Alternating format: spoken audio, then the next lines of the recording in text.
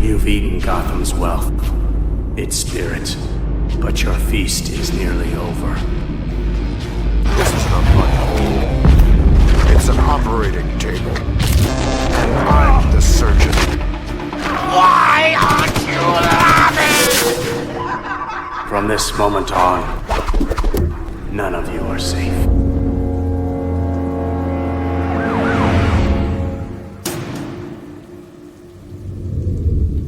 Welcome to the Batman Book Club, a podcast exploring the Dark Knight Library. I'm your host, Ryan Lauer. The Batman Book Club is a proud member of the Batman Podcast Network, hosted by Batman on Film. Just go to batmanonfilm.com, click on podcasts, and you'll find the Batman Podcast Network that has a whole list of other Bat-related shows that also like to dive into other nerdy subjects that all of us, including Peter Arvera, love to frolic about in our free time. Pete frolics. Don't let him tell you any different. Batman Book Club is also on Patreon. If you like what's going on with the show and you want to help support the show, keep the generators running in the Wayne Mater study. Go to patreon.com/thebatmanbc. Now, thank you for listening to episode 217, Heart of Hush. No, we are not months early for Valentine's Day. This is a very disturbing story talking about Hush. And this was not planned to do this while there's a lot of Hush talk going around in the comic chat rooms. Just so happens Jeff Loeb and Jim Lee knew we were going to talk about Heart of Hush, so they decided to announce at New York Comic Con that they were doing Hush too. So this is perfect timing, and I think I have the perfect guest for this discussion. He is the host of the Gotham Chronicles Beyond the Bat Signal. It's my pal here, Domenic Iannicca. Domenic, welcome to the Batman Book Club. Ryan, thank you very much for having me on. What an honor it is to Stop it right be there. on. Apparently, you get free hot dogs. I'm just gonna say Ryan Lauer everywhere I go. It's pretty wild. I don't know, because I expect maybe like free bowls of cereal, but free hot dogs.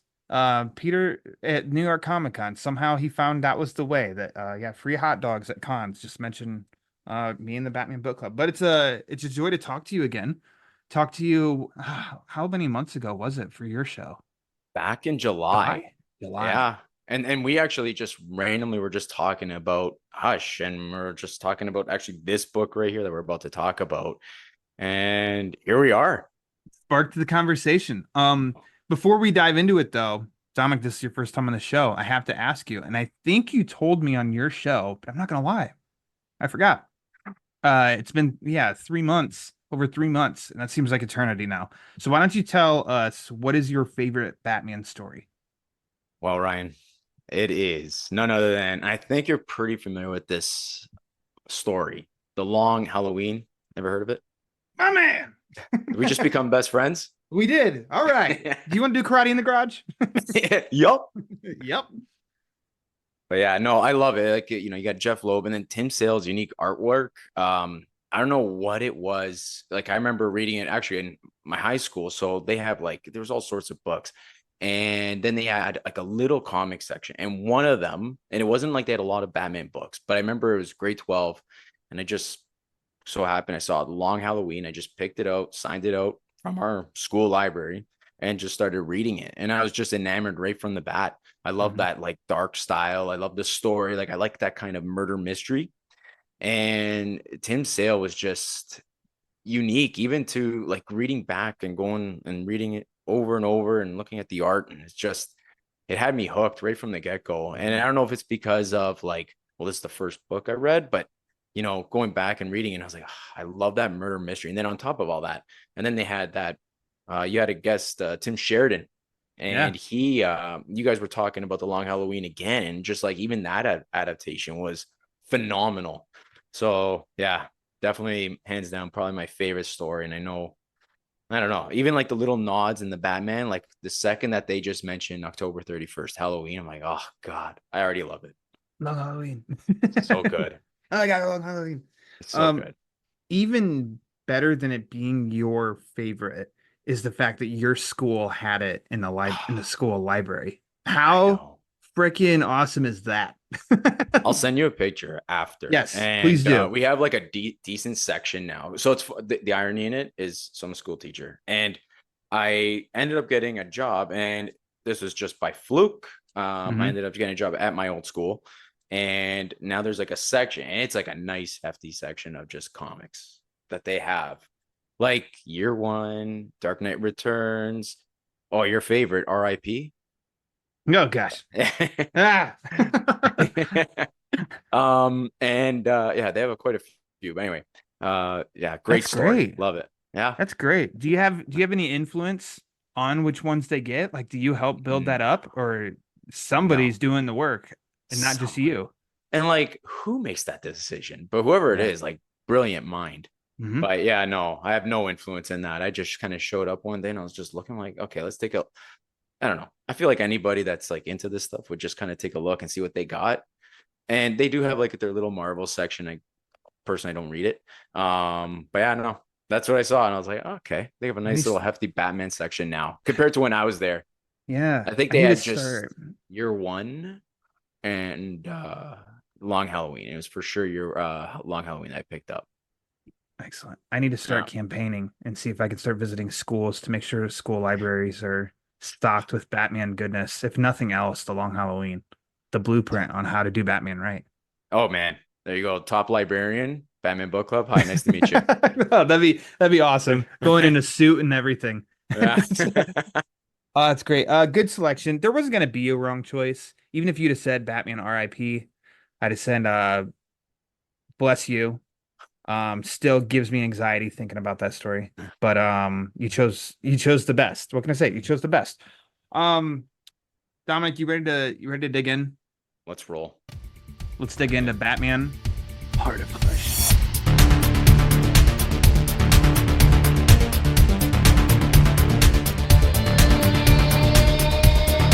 This story was released in 2008. It began in 2008 in the pages of Detective Comics number 846 to 850, written by the great Paul Dini with art by Dustin Wen. It was released in physical issues. It's been since available in a hardcover collection, a trade paperback collection. It's available digitally. It's on DC Universe Infinite. It's also included in the Hush Saga Omnibus. It's available in the Paul Dini Omnibus, and then of course the Heart of Hush collected trade is on my favorite app of all time, Hoopla. So this is pretty widely available. Dominic, which version did you read for this episode? So went on eBay, Mm-hmm. and I did originally read it on Hoopla, great app, Mm-hmm. highly recommend. And then ended up buying the hardcover You bought the hardcover. and love it, Mm-hmm. love it. I prefer it. You know what? Even just like going through the pages, it just, I don't know. It was a good purchase. Definitely worth the buy. So I read it. I've read this book now 3 times. Once on Hoopla and then 2 times hardcover. And yeah, Excellent. Well done. I read my hardcover that I purchased as soon as it came out, collected, which I think it came out collected in 2009. I bought the physical issues when it came out, and then it was one of those because I had a bad habit of buying all these physical issues, and if I liked the story, I bought the hardcover right away. So I was constantly double dipping. DC got me good. Do you remember when you first read this? oh, I do. So I think it was during COVID, and you got all that time sitting at Mm-hmm. home. And you're like, well, let me. I know that this actually started because of you. So I Oh. remember you brought it up where you were talking about Hoopla. So I was going through, and then the one book I did read obviously was Hush, Batman Hush, and I was like, okay, like that. I don't know. I think it was the look of Hush as a villain. And I was like, okay, he's like pretty cool. And then I just came across Paul Dini, and then I noticed that he made Heart of Hush. So that's when I started reading. It was back probably in 2020, when we had all that free time. And I'm like, okay, like Mm-hmm. let's just open this up, and loved it. Absolutely loved it. And I remember mentioning to you, I think it was off air, where I was just like, Ryan, I secretly like this book more than I like the original Hush with the story by Jeff Loeb. And I don't know if that was like the wrong thing to say, because Jeff Loeb is a legend, right? Like Yeah. he's so good. And I'm like, is that bad? Like, I don't know. And even reading it again, yeah, I still like it more than the original Hush. I'll have comments. Okay. I first read this. I was following along at the time. This was during the Batman RIP um event, I guess you could say. Uh, the detective pages that would only mention what was happening in the Batman pages, which was run by Grant Morrison. Uh, it's kind of related, I guess, kind of not. I just kind of took it as its own little timeline. Wasn't trying to, fit a square peg in a round hole with this, but it was part of Paul Dini's long detective comics run. And yeah, and I was buying and following those right along. So let's see. I think I wrote down that Dini, yeah, he started his run on Detective Comics in 821. It was kind of touch and go all the way up through 852. So yeah, he had a good near 30 issues on Detective, which is a great run and a fun run. I'm talking about a little bit more about that here in a second too. But Hmm. I guess to answer my own question, when did I first read this? When it was coming out every month. Lastly, which you kind of answered, but I'll just ask directly, why Heart of Hush? Why was this the book of choice? So, book of choice, obviously, we discussed this, and it was one of those books that I was like, I wanted to kind of explore that, like, to truthfully, like, I thought that the psychology aspect of Hmm. Hush himself, where they kind of give a bit more substance to this villain, right? And I Yeah. kind of was like, oh, because I really did enjoy that book, and I know it wasn't discussed, or you guys haven't talked about it on Batman Book Club, so that was one of the main reasons. The other was just our discussion, and like that, actually preferred it over Hush, and I was like, you know what? Why not this book? I like it. Yeah. Um, to comment, I don't remember now if it was while we were recording or if it was uh pre or post recording for your show, but I too agreed with you that I think I like this one more than the original story by Jeff Loeb and Jim Lee. Now, that's not to say that I don't enjoy the original by Jeff Loeb and Jim Lee. Right here in my hands, I'm showing Dominic the Oh, absolute Hush right wow. here. I love this edition. I love the story. I think it's a blast. Yeah. Being critical of the two and measuring up, I think that while Heart of Hush is like half the size of Hush, I think like it's a more concise and tightly written story. And I think Hush, while massive and expansive, I think it gets a little mucky Yeah. throughout. Like a good who done it is what Loeb set out to do, and he did that with like Long Halloween as well. And Long Halloween is it's good, like easy to follow along to Hmm. have the reveal hit you in a way that's like, oh wow, like you can start to retrace your steps. And I think the original Hush is you have like moments where it's like, I don't I don't know that it feels like it doesn't work as well. It doesn't feel like that works. It's so much Heart of Hush, and that's not to bash Hush. It's just like why I put this on a high level is because it's just like it's just good and it's tight. It's unexpected. Like almost halfway through, like they're in that third issue, which we'll get because there's 5 issues story arc. Hmm. Issue 3 is where Dini really ramps this thing into like a totally different, like not totally different story. Ups the stakes, I guess. Oh yeah. A lot more It, drama, a lot more like what sort of it deal, which Dini, oh, it's great. it gets you in the heart, doesn't it? Hey, Hey there it is. Ho, yo. ho, ho.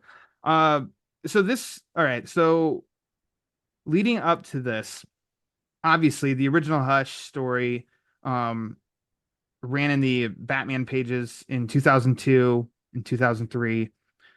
Then there was a story found in the Gotham Knights title in 2004, retroactively called Hush Returns. I've never read that story. No, neither have I. I'm going to do a full-on Hush reread leading up to the new Hush that Loeb and Lee are going to do in the spring. And I'm going to read that one for the first time. I haven't heard great things. No. It's funny that you said that. So doing my homework, trying to put in the work here, and I was just doing like a little bit of a recap of who Hush is, right? Like just kind of, I don't know. I just wanted to kind of get a bit Yeah. more of like sensibility as to who he is exactly, and based on the stories told. But the stories after Hush, the one that you mentioned, was like pretty poorly reviewed. So I'm like, okay. But then, when looking at this book, very highly regarded, right? They give a bit more substance to the villain of Hush. And I agree. Like, I totally agree. Like, when reading Hush, right? This was, I can't remember how far back I read that original comic. It's got to be at least 7, 8 years ago. It was so, for me, it was kind of confusing, but I also felt like by the end of it, you had this cool looking villain. And to me, it was just like, but that's your motivation to go after Bruce Wayne slash Batman. It just felt a little like there needed to be a bit more substance to Hush. Whereas, and again, love Hush. I think that there's so many nice splash pages. Jim Lee does an incredible job, even Jeff Loeb. But I just thought that this was just concise. It was like direct, and there's a lot of suspense, but it does give a lot more substance to who Hush is and like why he is like one of those big villains that can go after Batman, and like really like what makes him so dangerous, right? Because he knows who Batman is, right? And there's a bit more meat to that bone where like they knew each other growing up. So I don't know, like, sorry. No, you're good. I think just more meat to that bone, I think, is why this one works better too. Because in trying to hide the obviousness in the original one, I think it was almost like avoiding. It's like, oh yeah, this new character. Oh yeah, by the way, like we were friends. We have tons of comic stories where Bruce Wayne meets these friends that he used to know, and and everything. And this one, it's like we already know who Hush is, so you don't have to worry about that at all. And it just gives more depth to Tommy's history, and in such a way that I'm glad somehow Dini worked this, magic of it wasn't, oh, I feel so bad for him. He's just had a bad life, sort of villain. It's you do understand like it's almost like Norma Bates level of, mother to him in growing up. But like Tommy, he's off too, and all of it is like nothing is contradictory to that original story and that like how we were introduced to Tommy Elliott or anything either. So it just builds and it gives a nice like a nice amount of depth to the character. So I don't know, that's just like another bonus for this story on why like I elevate it a little bit more. And I know people like may disagree with us because it's kind of sacrilege to say something negative about the original Hush story. I won't take anything away from that. The original Hush story is a Jim Lee portfolio.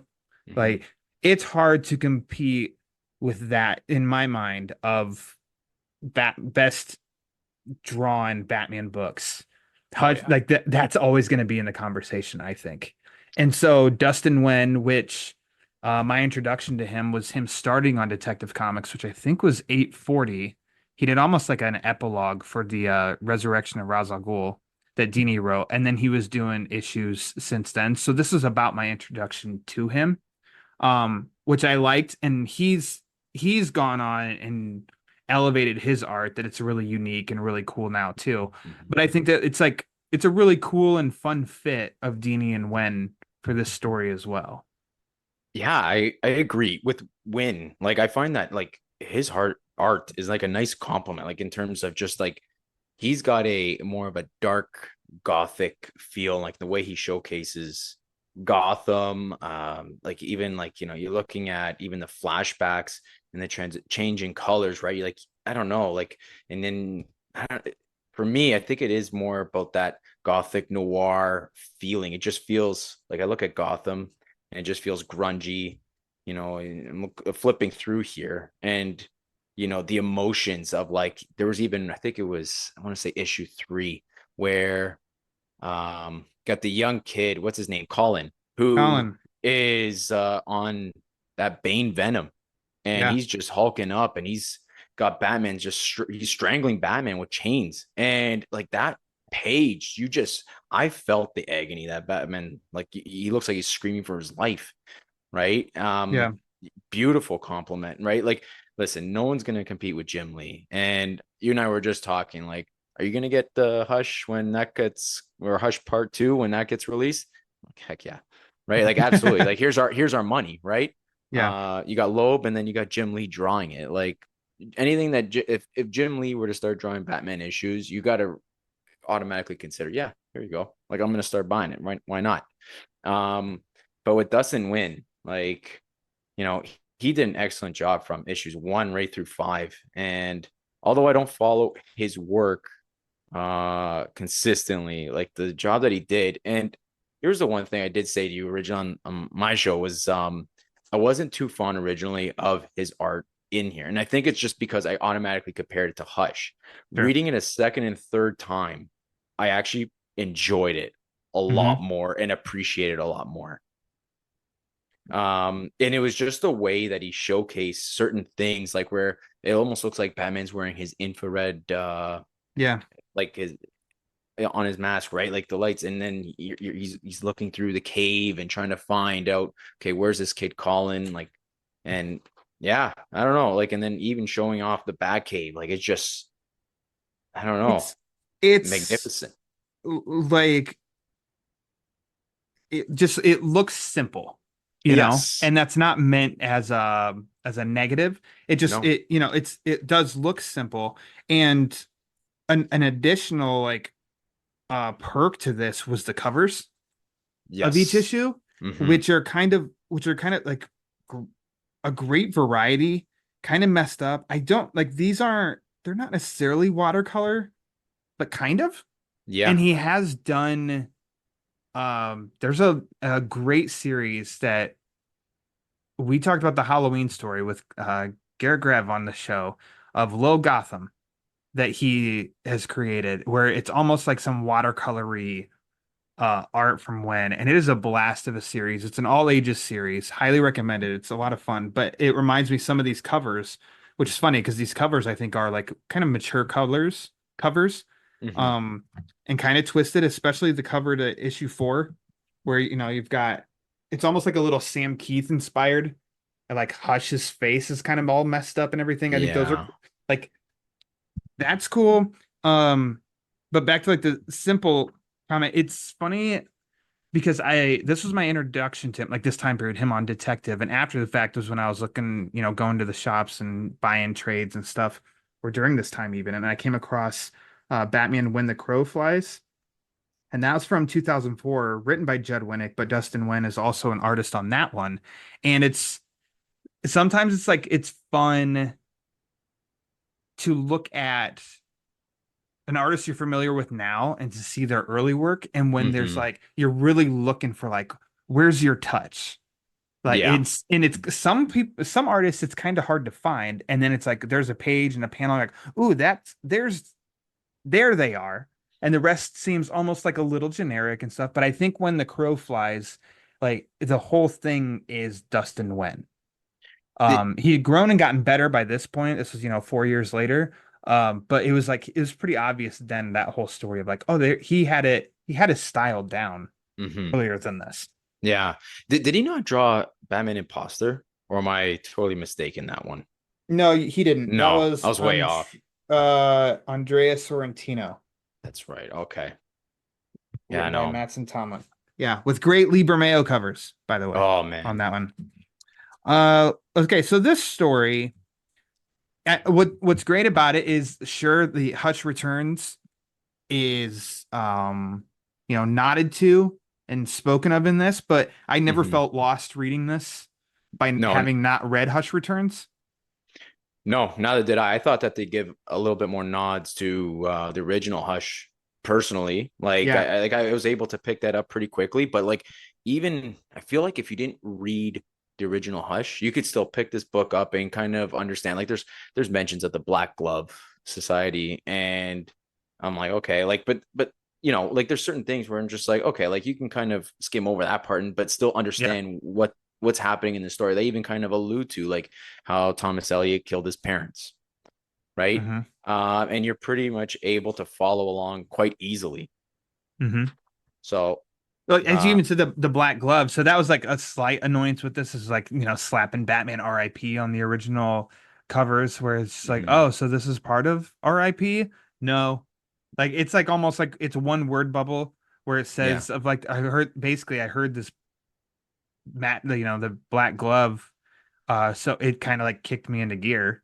It Yeah. motivated him of like I gotta set my plan in motion. And then Jezebel Jet, which was the love interest of the whole Morrison run, uh she's mentioned once in this too. She is. You could have just named her anybody and it would have had the same effect. It was just while Selena's discussing and thinking about Bruce, and it's like, what about Jezebel Jet? And then it's like, whatever. Doesn't matter. Doesn't matter. Yeah. You can follow along. And I Yeah. think Dini is fans know he's one of I think overall one of fans' favorite Batman writers, period. Oh yeah. Because he's attacked. Um written Batman in different mediums. So obviously the animated series, the comics based on the animated series, Batman Beyond. He did do I don't The know how Arkham many, maybe games. just one. The Arkham games, thank you. Yeah. The Batman animated series, 2004. I think he did an episode on that one. He did Brave and the Bold. So it's like the guy, like he's magnetic to Oh Batman. He yeah. knows what he's doing with Batman. And Yeah. something that ties this nicely to the original is not abandoning the Batman Catwoman relationship in this No. one. Even though he's tied up with this Jezebel Jet Oh in yeah. the other Batman title, there's still a link here between the two of them that Dini opens up the story with of Yeah. like, oh, they're allies. And I'm one I liked and like when Harley, Poison Ivy, Catwoman were villains and not Yeah. like what they are now of kind of like they're Anti-heroes. heroes. Yeah. I'm like, No. I kind of miss the villainy aspect, but there is something of the Batman Catwoman relationship that is always fun and that we should see that Batman has. He's got a soft spot in his heart for Catwoman, which is kind of what the story is slightly about aside from the hush aspect. I honestly like even before reading this, like I've watched Batman Returns, Dark Knight Rises, and it just seems like they just kind of fit. Like there's always like Bruce always has a soft spot for Selina, Mm-hmm. or Batman always has a soft spot. Even watching the animated series, right? Like they kind of just Yeah.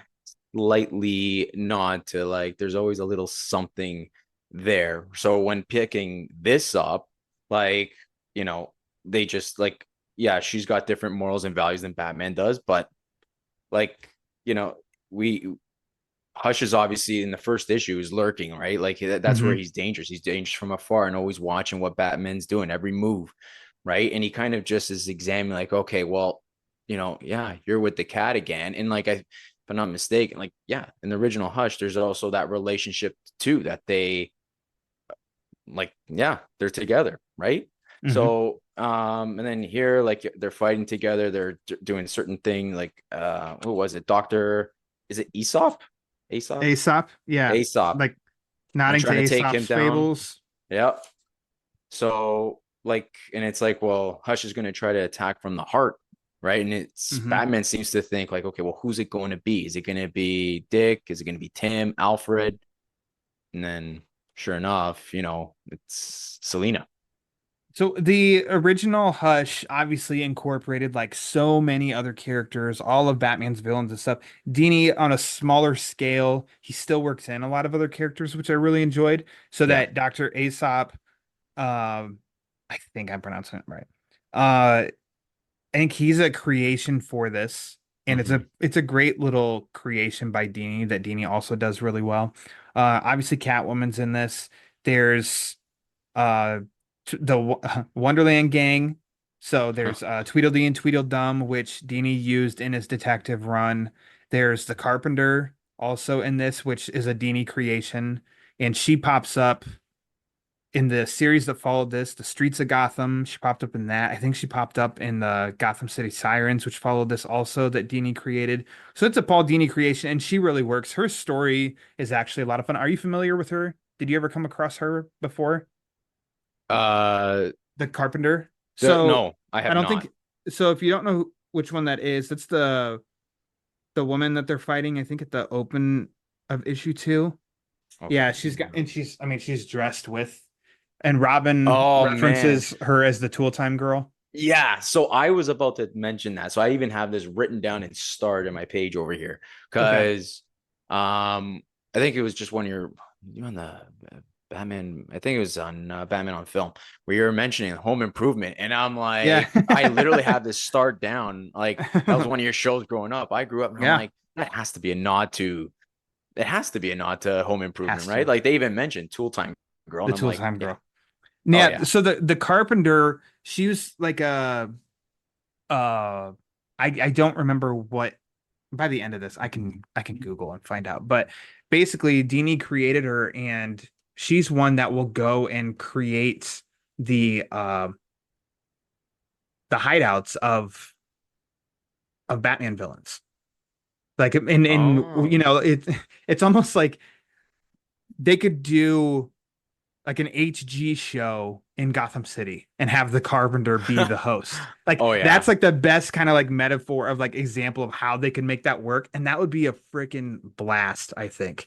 But that essentially is like the Carpenter. So when she's used, yeah, she's. I think it's fun, and I'm looking up. I'm stalling so that I can mention. So first appearance, okay, Detective Comics 841.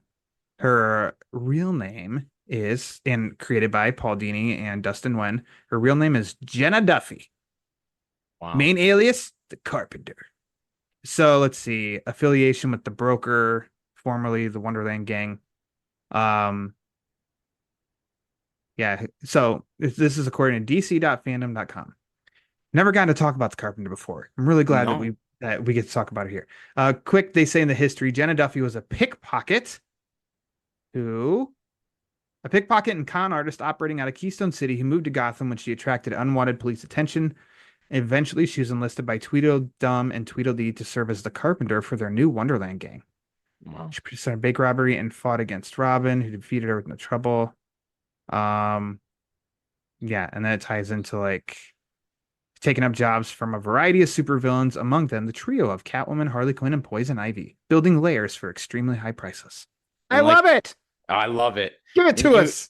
one thing, I did a quick Google search where Jenna used the Carpenter alias to start a solo career as a contractor for super criminals, just like you said, for layers and death traps. Yeah. Brilliant. There I you go. bring her There's a back. show. Yes. Come on, Matt Reeves. What are you doing? But anyway, so there you go. She's a really fun character that he created. But then also Mr. Freeze pops up really briefly later on. Yes. And then there's a great link that doesn't in any way feel forced to me with Jonathan Crane. Yes. Yes. And linking him to, Kid Tommy. So And wait, Jonathan Crane and Kid Tommy. yeah.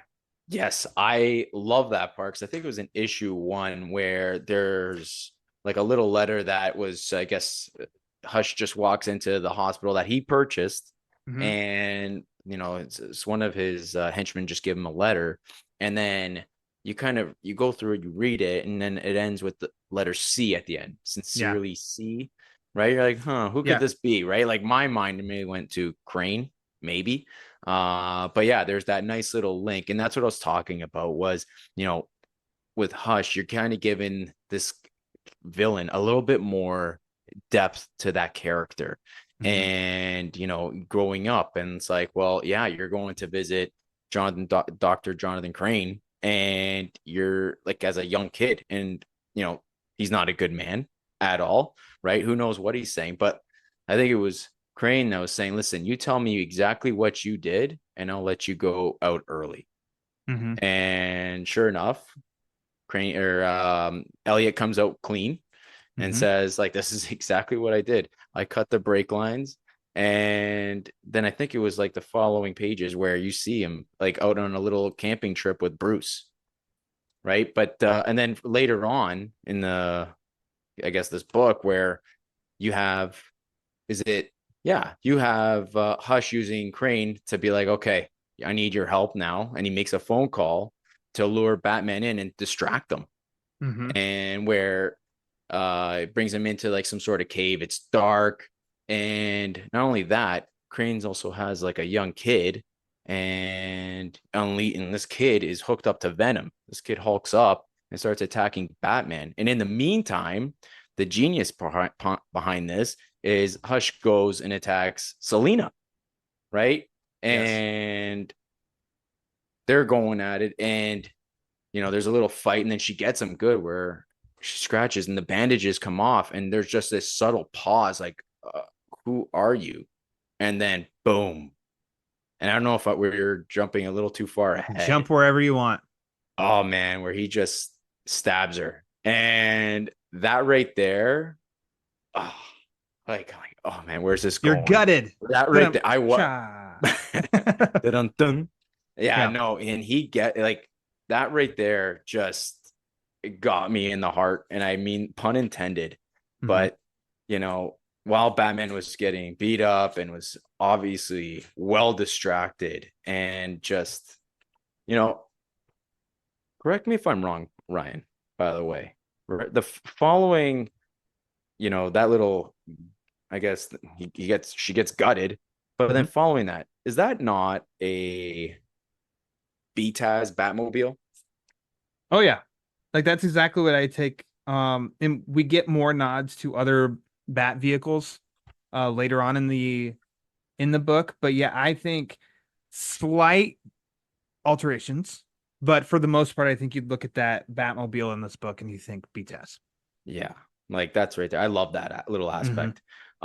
Question: how did you feel after seeing Selina just get taken out by Hush? Like that. So that third issue is pretty darn good. So we're starting to piece together whatever Tommy's plan is in the first two, mixed with some flashbacks that, like we've already said, added depth to his backstory with his mother and with Bruce, with the Waynes, with Slam Bradley, who I also forgot to mention makes an appearance in this book. And yeah, that third issue, I really love how it wastes no time of you open it and there's Selina getting dressed and she sees Hush in the reflection and he says, boo. You go to the next page and she's kicking him out the window and they're like at it. And I'm like, oh, wow, they're starting this issue off with a bang. And like, he's basically, he's just talking down to her as they're fighting, and he's not holding back any of his words or anything. And like you said, when she scratches him and she sees that, and then it's just this panel of you see the weapon that he has as he just rams it right in her gut. And then we jump to where Batman's at and can pick up there. So I think you feel like with that panel and how she is stabbed by him and everything, of just, this isn't like a safe action in the sense of man, she got punched, she's gonna be all right. It's whoa. I feel like you skipped a couple levels and took it from maybe a 7 to a 9 on intensity. Oh, Paul Dini, you madman, what are you doing? And then we don't get to find out. We're not bored from the filler until we revisit the outcome, or until we see the outcome, because I think that Batman fight in the cave, that's kind of important. And it works that it comes in the middle of the story, because it is an important piece, an important plot C of this whole story, for Hush to accomplish what he's doing. He wouldn't have gotten to the panel of attacking Selina if this next part wasn't set in motion. And that's exactly it. They obviously, the part where Crane has got his whole plan going and trying to assist Hush, and that was just, I thought, so brilliantly done. And then you got that flashback, or actually no, before we get the flashback, then you have Selina laying on a bed, and my mind immediately went to what's going to happen to her. Is she not knowing what happens in Batman RIP? I really don't. What does happen to her as she's laying on this bed? What's he going to do? Right? You have no idea. She's completely vulnerable. Is she going to die? He stabbed her already. She's laying down unconscious. But I like that they do a little nod on the computer where you can still see that she's got her oxygen levels up, and she's still breathing. so she's still alive, but and then we always like the one theme that I love that is kind of reoccurring is the comparison that Thomas Elliot has to Bruce Wayne. Mm-hmm. Which is always it's sprinkled throughout all 5 issues. Yeah. And and again, it's almost like his mom plays, what his mom kind of reminds me of. Correct me if I'm wrong, but like, watching the Penguin series here, and you watch Frances Cobb, right, where she's just like it. I don't want it's not a healthy relationship. You know what I mean? Like it's somewhat abusive. And here, she wants what's best for her son, but she always wants him around. Like I think after Manipulation yeah, she's very and manipulative. manipulative, trying to make him feel guilty. She has this whole, like poor me attitude. Well, what am I gonna do? Like, oh, your poor mother, and I had to sit here while you blah blah blah or whatever. And Yeah, so it's a very like she's a very, I'm saying, bad character. she is. But like she's often comparing like, oh, Tommy, why don't you be more like Bruce? Oh, Right? Bruce, you're Like, the oh, he's greatest, traveling. Bruce. You're he's Bruce. handsome boy. But like it's like, oh yeah, he's traveling Europe. Like how Hmm. beautiful. Um, but like, and there's like this sense of, I guess, even Tommy as like they're like a bit older here, and Tommy kind of finds out that, oh, Bruce's parents are dead, right? And then he's just automatically, it's not, oh, I'm sorry to hear that. It's, Hmm. automatically he's jealous because Bruce, you know, got all this wealth because of it. And there's this sense of jealousy. Like that's what Tommy was trying to do as a kid, right? He was trying to kill both parents. Well, Hmm. obviously, because there's that backstory of, well, his father, Thomas Elliott's father was abusive. And then the mom who's just sat there and kind of watched as this all happened, right? So for Yeah. him, like psychologically, I mean, that has to really mess up with a kid, right? And But then, well, with that and how Tommy says, about like you just basically of how you sat there. yeah. And he said, and you made me read about philosophers and Aristotle. And it's like, but Aristotle is all he quotes as Hush. Like, Hmm. so she wasn't she was a bad character, a bad mom. However, she did sort of like not guide him. She gave him tools to use as a villain. Hmm. So I like in a weird way, she did something to support his quest as Hush. Yes. I'm not saying I approve. Yeah. It's No. it's just like in reading this, she wasn't just completely in a roundabout way. It's like she provided him with, you know, with some skill in what he's wanting to do. So wait, hold on. And skill is what he's wanting to do as to like be a And sociopath killer. yeah, like Yeah. like with because of the whole, as was emphasized in the original, his always playing chess and wanting to think so many moves ahead, Hmm. which he Yeah. references in this too, as well as like that's what some of those lessons did, and how she was trying, her excuse was, how he can navigate and think ahead of his dad to avoid the abusive dad. And it's Yeah. like loading him with that mindset and that thinking that did like with the plan in the original and the plan here, Tommy does have it all laid out. He does have this step, then this step, then this step, and he's thinking Hmm. moves ahead, knowing that Batman is going to follow this trail of this kid that was taken, that Crane took him, where he has him to like close that case. And it's like that was just something to keep him occupied, and Hush knew that. There's the whole Yeah. point. That way he Hmm. can go and take on Selena one on one, which he felt very confident of. Like I'll be able to get her just one on one, and he Hmm. does.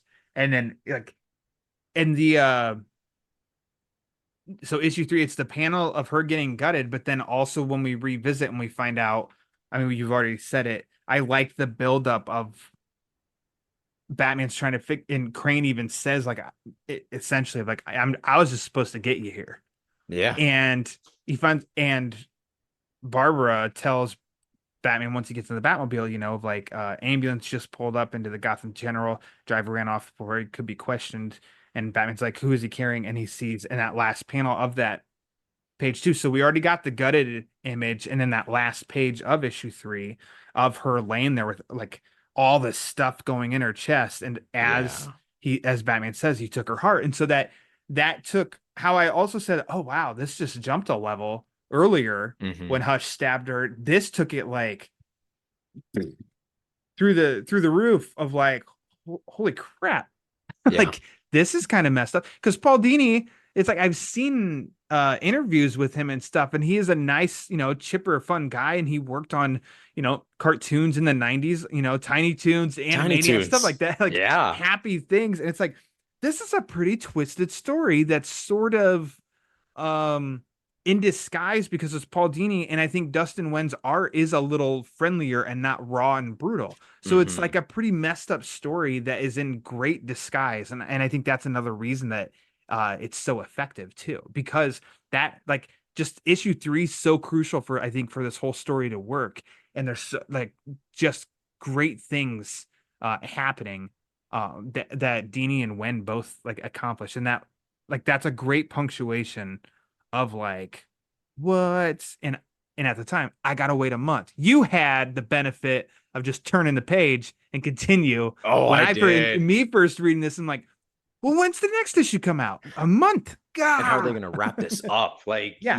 reading that and I'm looking at it, I'm like, you're in issue 3, there's issue 4 and 5. I'm like, how do you even wrap this up? Like, or like, what's going to happen to her? And like, right away after, like, I remember looking at this not too long ago, and I was just looking at this fan. I'm like, Batman's going to be pissed, right? Yeah. Like, he's going to be livid. But the one thing that you were talking about, Dini, the one thing that he exposes nicely Hmm. for Batman is his vulnerabilities, Yeah. right? And Yeah. he also gives that to Hush. Like, this is what I loved about like this portrayal of Hush in this book here was, there's that added substance that he knows exactly who Bruce Wayne is. They're kind of like similar. Both like the parents have passed away. They're both came from wealthy families, right? And he Hush knows exactly who Batman is, and he kind of exposes his vulnerabilities, right? And the way to do it, well, attack Selina, right? And that was to me the genius behind Dini Hmm. is like, how is Batman going to react to this, right? Is he going to get everyone to go in hiding because he's like, I don't want to lose anyone else, Hmm. right? And or is he just going to go ham and just go nuts on everybody, which we kind of see him do. I guess he visits Arkham Asylum right away on issue 4, Oh right? man. Where Oh like boy. That's a like good time. he like it kind of reminds me like when he was, I think he was beaten up, was it Crane? Yeah, it Yeah. was Crane. And it kind of reminds me of from the scene from The Dark Knight, that legendary scene where it's that, Batman's interrogating Joker and it's, where are they? Yeah. Right? Beating the crap out of them. But I actually had a good chuckle. I'm not sure if you're on that page where there's just Joker just flipping cards and just watching. He's just like, Yeah. wow, okay. Like I even had a good laugh at that where Joker's just looking at, he's like, hi. I love the I whole love that. thing because it is like you said, like an interrogation scene, but a little bit more like more intense. Like Oh yeah. he is electrocuting Crane. Yeah. He's Like, stuffing his face right in there. we don't know that toilet's empty. Yeah. Like, yeah, sure, there's liquid in there. We don't know what the liquid is. We can assume it's water. But I love like that next page too, and you see as Joker in the background, outstanding. Outstanding. And then you keep going, and I love as the last panel after Batman gets the it's just great Joker dialogue, and he's like, better than Christmas, swear to Oh God. yeah. I know we have our differences, but I must admit it's a pleasure to watch you work. And then the last panel is there's something just like awesome about it of Joker even knows, he knows Batman very, very well. And he says at that last one, oh, Johnny, what did you do? Yeah. And I love that whole scene because of Batman he's in control, but he's going further than he usually does with this. We know Hmm. it. And then you have somebody else there witnessing it, giving commentary throughout. That one is true to what we're thinking. Uh, and two is providing like some great like background comedy too in his Oh yeah. reactions. I just think that's a great like just as like, oh damn, the last issue and opening up, this one is like, oh damn, and like oh, like almost like a Oh smile on your face kind of way, and yeah. how it starts too. I think it's a great opener to that chapter. Honestly, like especially issues 3 and 4, they just started off at a high 10 with just action. But like Mhm. I've never felt rage and humor all in one like scene, right? Like it so Batman's a well man of done. many emotions. He is. Uh, And then you I got s- Joker just lighting up the mood, but mhm. I don't know. Like I immediately felt like it was that from that interrogation scene, even like a mix of where, I think it was where Selena and the Batman just gets knocked out, and Batman did he not just put like it was some sort of adrenaline in him, and he starts beating one of Yeah, the Riddler henchmen, and yeah, that's exactly what I kind of felt like Batman was doing, nice. Yeah, and I just see that. pounding away and beating the living crap out of Crane. Um, yeah, no. There's to go really quick. You when we mentioned of Colin and in the cave, so Colin Wilkes is his name, and so following after Batman R.I.P. I already mentioned there's a Streets of Gotham Hmm. series that Dini launched that I want to say Wen was also the artist on all of those, but maybe not. I think it was might have been like 16 issues total, something like that. And that's where like there's House of Hush is like the next story that follows Heart of Hush, and Mm. they're in the pages of Streets of Gotham. And the first arc of that, Colin Wilkes is a part of like the first story arc of Streets of Gotham. And Oh, this is hot off of Damian Wayne becoming Robin and being fresh in everybody's minds as like the little bastard that nobody likes. And I did not like yeah. Damian at the time. But that first arc, he was written actually pretty well, where Damian is on a mission to save Colin because Colin has the venom still in him. Oh, So wow. it's the Streets of Gotham miniseries. I think it's on DC Universe Infinite to look up for anybody. I don't know how available those like hardcovers are. I have them, but they're tucked away. So there's the story of Colin continues outside of Heart of Hush. I didn't mention somebody else. Peyton Riley is in a Yes. flashback as a Tommy, love interest. Love She interest. was also ventriloquist too in Oh, I think 841, 842 of this run. Like Dini created her as well. So he does a good job of using characters that he creates in this, as I think good writers usually try to do when they take on runs. But he does it in ways that really work, that aren't hmm. too forced, to wink wink or anything like that. So because I think it's the way that it plays out in this book is drawn and positioned and everything, that when she says, when it is, my name's Peyton Riley, it's almost like Yeah. we're, as a reader, you see that and you're like, oh, we're supposed to know who she is. Like this is like a bit of a nod to somebody that we're supposed to know. So if somebody didn't know, or no, she first appeared in Detective Comics 827. There we go. With Okay. Paul Dini was the writer on that one. Don Kramer was the artist. But she showed up outside of his detective run. I don't know like how often, but there's a little backstory on hers in case anybody's wondering, who's Peyton Riley? Who's Peyton Riley? And Streets of Gotham is, I just checked on Hoopla. Booyah! Greatest Booyah. app of all time. Come on, people. Gotta give him some, like, come on, man. Yeah, they Like, should be sponsoring give the me a Batman put Book Club. 1,000%. With Peyton Riley, like, I love that they kind of give, like, because I was like, oh, maybe I should be knowing who she is. I didn't, like, again, this is someone I'm not quite sure. I'm still a student of the game, Yeah. and not knowing who she is or even what happened after Tommy, like, she, like, obviously her and Tommy Elliott break off. But, you know, obviously she turns into Yeah. ventriloquist, She's right? she's So, the daughter of a crime a boss. crime boss. So, And like, who is it? it's weird how I was kind of rooting for her though in that backstory of how how she gets rid of the lawyer that's going to, he just Mama Elliot just signed away any of Tommy's uh attachments to the Elliot fortune. And she even says as soon as, he gets as the lawyer gets to his destination, it's a done deal. And Peyton hears that below, and she goes and takes care of business on her own and calls up, basically like her dad's henchman, who's like, if anything for the boss's little girl. And Yeah. like true to Tommy form, because he's a prick. Like she does all that, and then he ends up referencing of like, it was a week after my mom's funeral, which I didn't even mention, obviously, that Tommy killed his mother. Yeah. And then he says even a week after his mom's funeral, he left for Paris, and he left Peyton. So Peyton did this, and then on top of that, he's like, if you try to blackmail me, I'll take you down. I'll And I'm like, take oh, it. yeah, Yeah. wow, Tommy's what a prick.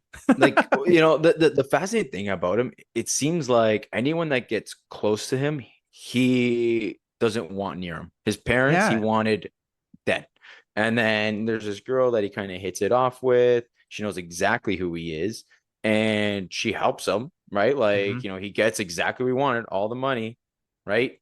Kills his mom, he gets all his money, and then sure enough, he doesn't want, it seems like he wants all these little things. Like, money seems like it's a big thing for Thomas Elliot, right? Yeah. So obviously he breaks things off with Peyton Riley, and then I think we get to the point where, are we going like, yeah, I'm not going to go too far, but I think money does play a huge factor into what like Hush prioritizes, or Thomas Elliot loves and just wants, right? And that's why he envies Bruce for what he has, right? And Hmm. then he kind of like, there's going to be a panel on in the Batcave, and he just kind of is just looking around. He's like, man, if your parents see what you spent your money on, right? Like it always has to do for, like, to me, one of the reoccurring themes for Hush at least is money and what Bruce Yeah. has, Yep.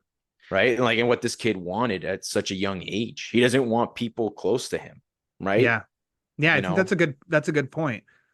He wants to operate on his own, and he doesn't want boundaries or limits. And his way of seeing that is like he is romanticizing Bruce's life without family. yeah, And so you mentioned earlier about something along the lines of like these reflections of Bruce Wayne. And I love that panel when we finally see what Selena saw, and underneath the bandages, Tommy had surgery to look so his face mm-hmm. can look like Bruce's. And I love the line with it of where when Tommy reveals himself, he says, there, welcome to the other side of the mirror, Bruce. Yeah, Fully supports what you said earlier of us talking of like, this is literally like a reflection of like, this is what you could have been, Bruce. And I think that's why that is a better way of bringing it home than the original story did. I agree.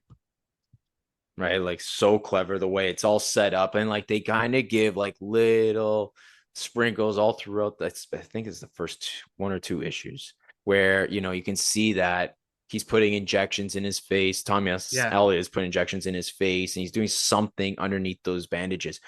Quick note, Yeah. because I was thinking about this just recently. It was, so we get a scene where after Thomas Elliot's mom was in a car crash, Uh-huh. her face is all bandaged up. Yes. Now, I'm wondering if that played an influence into like Hush's appearance. Don't know. I And think to, so for sure. I kind of wanted to reread the first Hush before reading this. me too. Just didn't have time because I really wanted to focus on flashbacks or lines of dialogue that maybe Dini grabbed and expanded upon, but I just didn't get to it because that was one of them where it was like, did he ever mention? I don't feel like he did, and that's where we No. get I always call it the green lightsaber, Yeah. lifesaver, necklace with that too. But the bandages, because Tommy used to have red hair, and her hair coming like out the back of those bandages too was orange. Mhm. It was just like this Yeah. image in his head of like, "Yeah, I'm gonna be that." And then when he's killing her with the pillow and he says, "Hush, mother." Yes, you could be like, "Hush, get it here," but I'm like, that's where I think he got the name, even though Mhm. the original does say, it was always, it was a play of like, hush, don't say anything. It's like, Mhm. that's not necessarily saying that's why he chose hush. Like, I don't think that this contradicts it. And you can Yeah. choose which No. way you want to go. But I 100% think her look was intentional, and that was the motivator on his Mhm. look, him Yeah. choosing his look. I love it. I don't know. It's like these little nods that Dini does, and the way he doesn't shoehorn anything whatsoever. Exactly. Yeah. It just fits in perfectly like a glove. He kind of obviously he did the work Yeah. and saw what Jim Lee and Jeff Loeb did, and just kind of just again built on that story. Uh, you know who else was another star in this was Alfred. Like, one Few thing scenes was, made him count. oh man, there was a couple of scenes, and like you guys always say, you and Pete Vera, just mentioned anytime that there's an Alfred's in a Batman book, it's Yeah. already good, Yeah. right? Like, I loved it, and he's showing off some kung fu there or whatever, some And jujitsu. something that as a reader, because I can't sit here and remember the first time that I read it as far as like what I was feeling upon reading it. Maybe you can, but like I didn't even think about it until Bruce, look at that. Whoops. Yeah, Tommy and Alfred are fighting, and how Tommy says, judging by the way you were trying to lead me out of the study, the cave entrance is in there. And it yeah, was like, oh my gosh, brilliant. yeah. Like Dini, like it's like wondering what came first of like he had that piece of dialogue and he worked back to Hmm. get Alfred, or if Alfred doing that and then called it out. But it was just like a fun discovery that I didn't that, like reading it now, because it's been a while since I've read it. That now I'm like, oh, that's clever. I think that's pretty Yeah. clever. And They then of course you were gonna say, and then Alfred gives some life to the T-Rex. Oh man, does he ever? Like this guy just starts going like it's a remote control T-Rex that just Ridiculous. like unbelievable where and it's obviously a distraction. Like we get like there's a couple of appearances, Mr. Terrific, Midnight, and then you got the Bat family also sprinkled in here. But that Yeah. T-Rex just comes to life and just kind of helps out with the whole situation of getting Batman back in time and kind of taking out the like what it reminded me of? You ever watch the movie Hook with Robin Williams Oh and yeah. where that dinosaur is just Dustin coming Hoffman. straight, Dustin Hoffman coming down? That's exactly what I thought of. I thought And purely Jurassic Park. Couldn't yeah, help it. yeah, good point. I love Jurassic Dinosaurs. Park. I didn't think of Hook, but now I will. Yeah. So and like they play a huge factor, right? Like again, it wasn't a big factor. Like obviously they were just sprinkled in here, Yeah. but that dinosaur for once comes to life. It's not just eye candy for the Batcave. Yeah. I like it. A nice surprise. I think Um, that this confrontation in the Batcave, this final confrontation between Batman and Hush, I also think that it's better than the original showdown. mhm, I feel like the original showdown is brief. I think every time mhm. I read that book, it's pretty brief. Um, this one I think is a nice, like what you just alluded to, of like commentary from Tommy of he's just focused on money, like the amount of money that your parents, or let's see. I wonder what Thomas and Martha would think of the self-indulgent way you're squandering their fortune.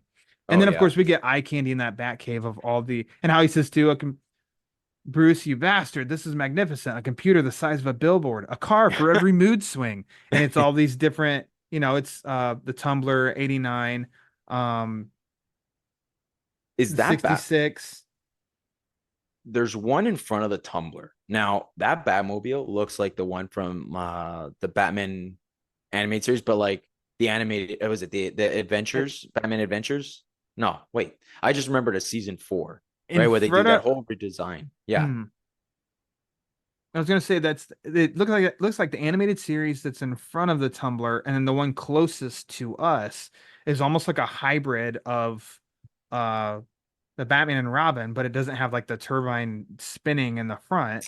And so it was like Yes. it makes me think almost of like Did you ever watch the Brave and the Bold cartoon? I did. Yep. Okay, it makes me think of that one a little bit. Yep. I don't know if it's directly lifted from something that I haven't mentioned, I would like to know. Yeah. I'm But curious. you're correct. Like I Am just I? typed it in. Yeah, the new Batman Adventures Batmobile, and I'm waiting for it to. I mean, it looks pretty dang close to that one. So let's just call it. Yep, Yeah. I don't it know. seems like it's But that you're one. Way right. to I go. do see like a Batman and Robin influence, which is funny because Yeah, Mark isn't McFarlane just about to drop yeah, that toy as well. yeah. What's he not making? He's making everything. He But hasn't made Batman Returns or Batman 89 figures. They're oh coming. yeah. I feel Oh, like I they got can't to be wait. coming. But the 66 machine Batmobile is there as well as like the 60s Batboat, the Whirly Bat. Let's see if there's something else. I thought you mentioned something about you said a whale, but I think we hit on all the vehicles. So it's like those are always fun nods that we look for in comics, especially when we're in the Batcave. Yeah, I have a lot of fun doing that. Heck, Yeah. like it's those little Easter eggs that you just appreciate. It's no different from playing like I remember playing Arkham Origins, and then you're Hmm. like you roam around the cave, and I'm doing the exact same thing. I'm like, okay, well, what do they got in here that are Easter eggs, right? You're like looking at like what was it, postcards, and like Yeah. you're always looking at the Batmobile design, and I love it. And then to me, it's just fitting that they have the BTAS Batmobile in there. Yeah. But the one thing that you mentioned with the final confrontation, right? Like talk about how clever it was to like for Batman. Like I didn't notice it until okay, so Batman takes his cape off, right? Hmm. And Smart. he's sorry, he's so smart, but I didn't notice that he took his cape off until after the explosion, Oh, right? Like I think even does Batman not mention it? I he does swear he mention. does. I didn't mention. I mean, I didn't even think about it until. Like they talk about it and I go back. Yeah, And I'm like, oh yeah. yeah, and then that's smart. He's throwing it like yeah, he's throwing it as he's chasing him up to that whirly bat, and I thought that was a smart way of getting like taking Hush off the map, but then it's still believable that he's not dead. Mm-hmm. Um, yeah, all that's like I don't know. I just like it and was a little more fulfilled than Oh the yeah. original confrontation. I agree. Um, and it's not, yeah. I'll just leave it at that. Yeah. Let's see. I like his conversation with Selena, their little back and forths, and then Selena kind of lays the groundwork for the Gotham City Sirens series that I mentioned that Dini Mm. launched when she mentions about how basically, I mean, it was her and Barbara, but mostly her, Harley, and Poison Ivy all getting the Elliot fortune Mm. and doing what they wish with it. Um, that was all good stuff.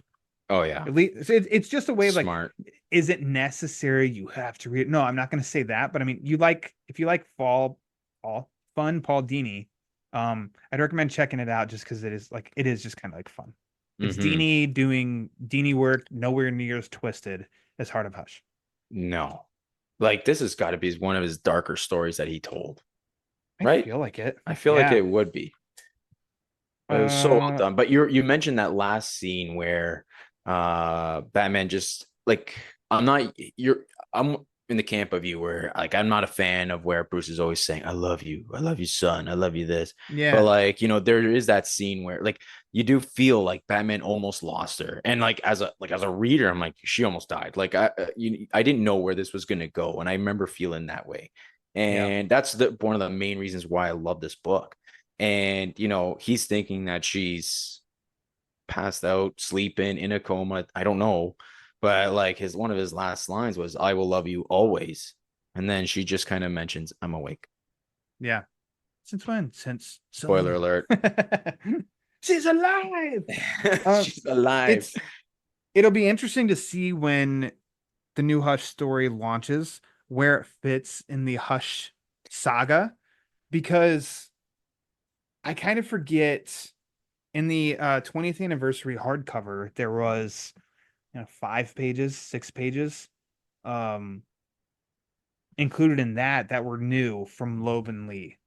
And Yeah. I forget where that lines up with like in the timeline, if that's immediately after the first Hush, which I think it might be. Uh but like where this new one's gonna fit, because is it gonna contradict other things? Like I don't know. So it's just like kind of interesting to me, which is why I do want to read everything Hush before that one so that I can kind of place it. Um we'll see. So I have no idea.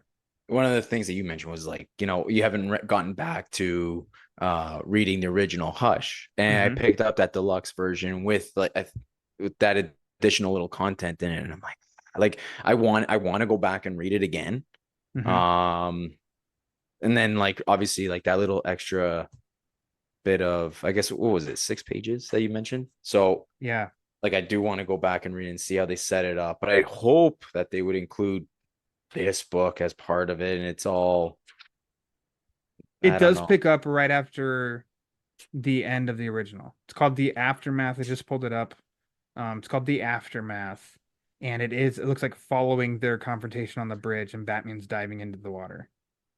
I don't want to say what else happens in it because I don't want, I don't know, Yeah. if somebody's gonna read it eventually, it'll eventually be included in the trade collection, blah blah blah. But I don't know, just kind of curious. I feel like if they follow the original story, then like I don't know, it's gonna contradict something. But also whatever. I'm not too concerned with it either. Like it's gonna ruin my dream of Hush. It, Be it's okay. all connected. It's all connected.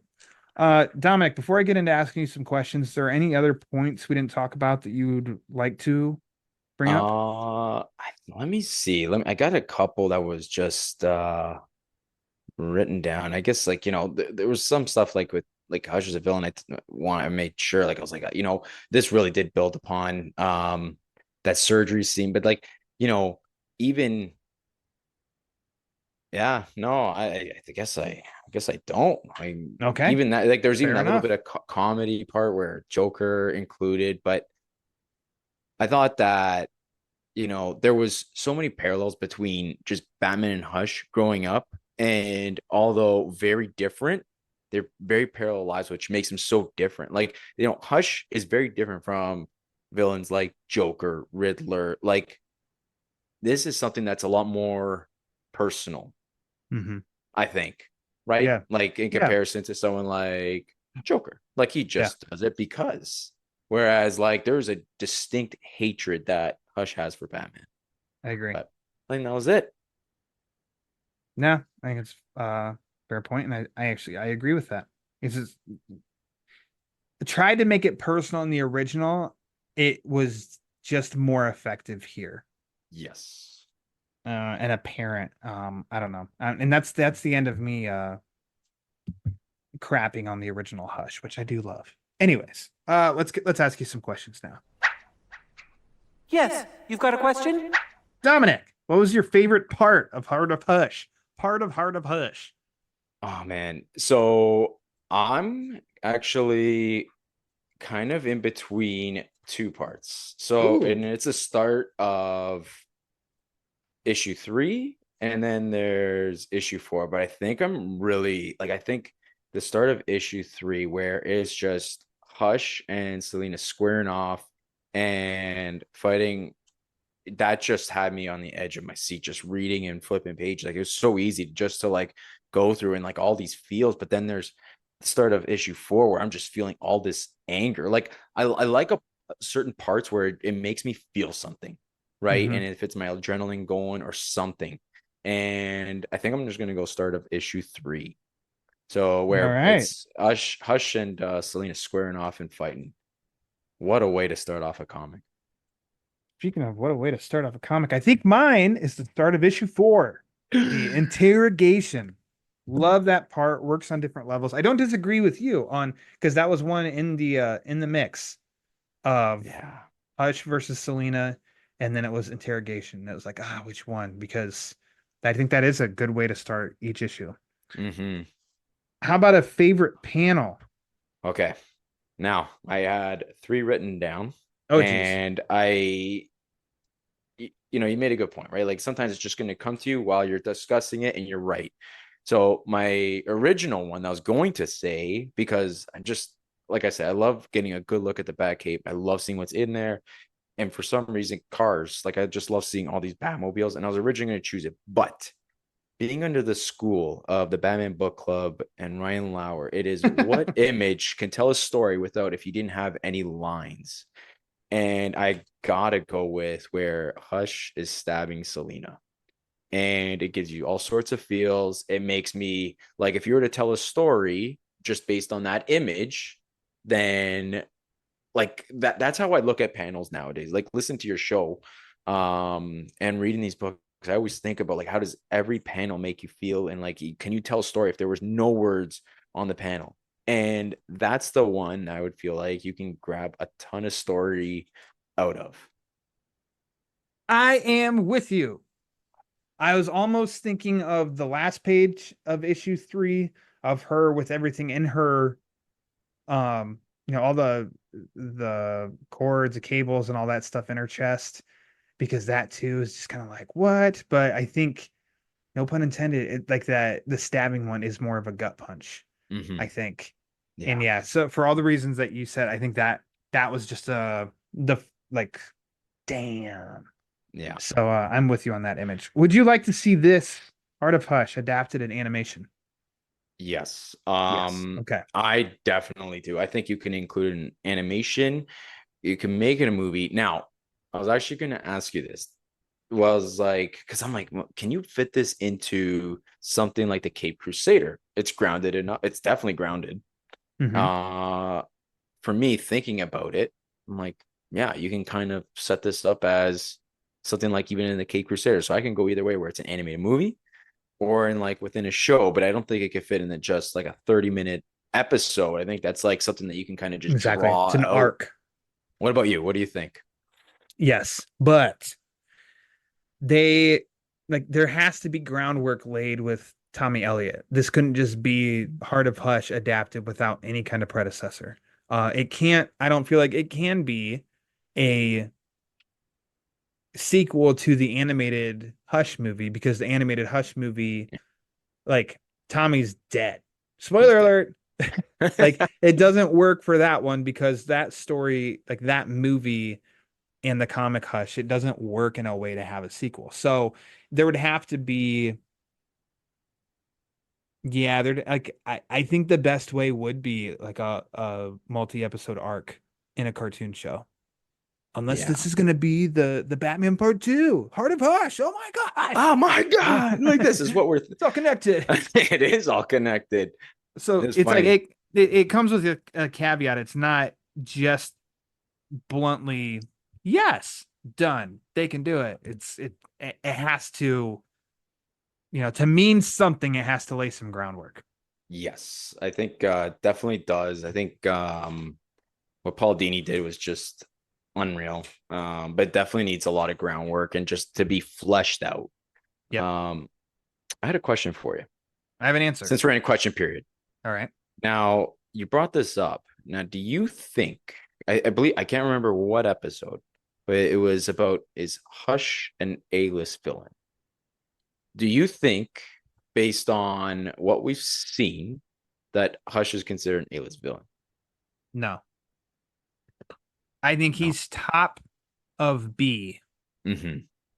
Just by recurring does not level you up. I think it's threat. I think it's notoriety.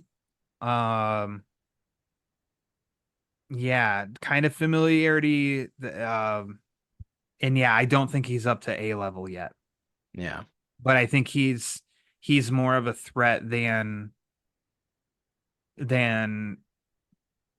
Mad Hatter is.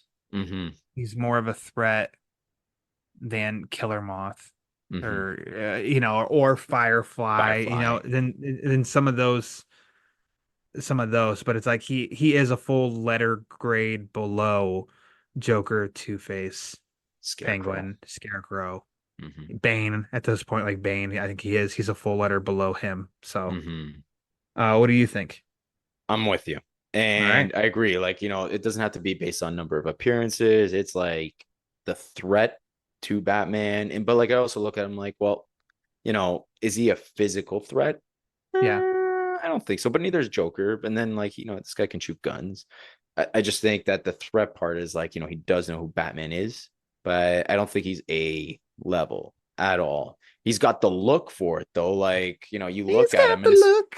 he's got the look. He's got the look. Anyways. But yeah, I don't know. To me, he's a B. You're totally right. Like he's a full letter grade below all those guys. And I'm kind of curious to see what Jim Lee and Jeff Loeb have in Yeah. store. Right. It Yep. seems like we all get excited though. Like Yeah. we're going to be As buying those we books. we should be. I think it'd be, I don't know, Jeff Loeb comes on to Batman. I'm excited. Yeah. He knows what he's doing. So all right. Yeah, he kind of has an idea. Eh? Uh-huh. Oh yeah. Any final thoughts? No, this is a great book. I honestly really did enjoy it. Thank you for having me on, man. Yeah. Listen, it's been a slice. It's been a pleasure to be on the It's been a Legendary slice. Batman Book Club. Yeah, it's my pleasure. I'm glad that you chose this one. I had a feeling in asking like which book that because we talked highly of it and we shared very similar opinions on your show talking about it, that Mhm. this was it. I'm glad because I underrated is thrown around way too much. So I try to not use that term, but definitely one that's not mentioned enough No. is what I want to say for certain stories. And I think this is one that's not mentioned enough. And yet surprisingly, it's like when it is mentioned, it seems like it is one that people have read. So it's like it's known, people know Yeah. the story, but it still somehow isn't talked about as much as I think it could and should be. So maybe Hoopla will see a massive spike in downloads of Heart of Hush, which I hope. Well, oh yeah. Well, it was funny that you're saying because I was like, I was kind of surprised that it hasn't been mentioned actually, like it hasn't been talked about. Like I think we're what 200 and is it gonna be 270? 217. Holy moly. Yeah. And it hasn't been even brought up or like in the sense of discussed like as an episode, right? Like this is like there's so many good books out there though. But Yep. yeah, so I'm glad that I was able to get my hands on it and discuss it with you. Yes, sir. Appreciate you sitting down talking to me, coming on the show. Why don't you go ahead and plug away where and how people can follow you and what you're up to? So I have my own little podcast, the Gotham Chronicles Beyond the Bad Signal, that you can follow along on Apple or Spotify. And I'm on X/Twitter at Beyond Bad Signal. And yeah, that's pretty much it. We mentioned the Italian frolicker Peter Arvera was also a Oh, guest on your show. he That was a was. fun listen, and I recommend people to check that episode out as well. And then yeah, as I mentioned at the top, you've had me on the show, and we had a good time talking a variety of Batman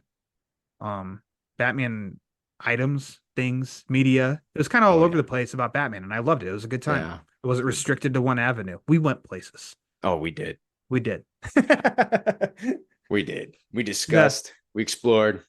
Yeah, Yeah. check that out. That episode with Ryan Lauer was is phenomenal. Like, Oh, stop it. you're gonna hear about his favorite artist, and if he were to have a team of artist and writer, who would it be? And like I think I remember what I said. I'm not going to say it here, but I think I remember. When we're done recording, I'll see if I'm right. Yes. If you remember. I I assume do. you remember. Okay. I'm pretty sure I remember. Yeah. I think I'm Okay. right. But yeah, tune into those. Think I'm right. But Yeah. Check it Brian, out. thank you Yeah. so much for having me on, by the way.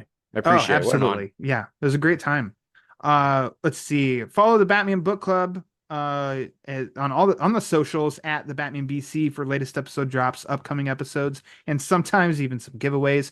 Make sure to subscribe to the Batman Book Club YouTube channel. Pete and I are gonna get to No Man's Land. I promise. I say it every month. I say it every episode. I swear we're gonna do it.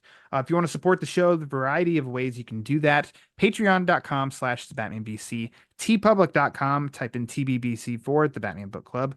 And if you want to support the show and you don't want to spend any money at all, that's 100% A-OK. The easiest, quickest, and most impactful thing you can do to help this show and support this show is to rate and review it. So however you listen to the show, Apple, Spotify, iHeartRadio, go to the rate and review page and rate and review the show. The more reviews the show gets, the more it helps spread the word. And as we all know, that word is panic. So for Dominic, I am Ryan. And until next time, remember that, guys.